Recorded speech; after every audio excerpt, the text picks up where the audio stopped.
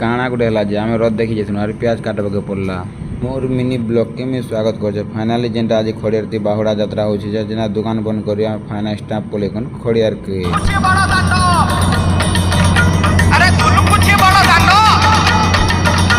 अरे रथरे बसी हली हली का आसुति कालिया संड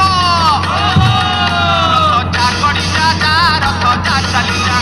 रथ जा गड़ी जा जा रथ जा चली जा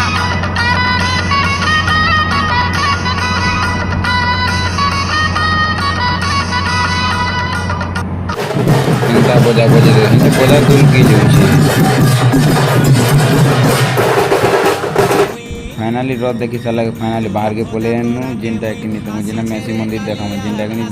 जगन्नाथ सुभद्रा प्रोग्राम जेनटा कि पबल जुड़े जेना डेली मार्केट पाके जी भिड़ देख जावाक मुस्किल होता जेना है मेसी मंदिर जगह जे माँ मेसी मंदिर एक बार कमेंटा खबर नहीं बोलूँ और आपण मैंने खड़िया देखी कमेंटा करूँ जेना लगन फाइनाली जेना कि बाहर लग थाना चौक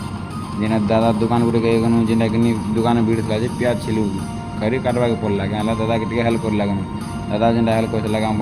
बने देला जेनटा आम लगे बने देले आम लगे एग रोल दादा एग रोल के दादार एग रोल भल लगला जेनटा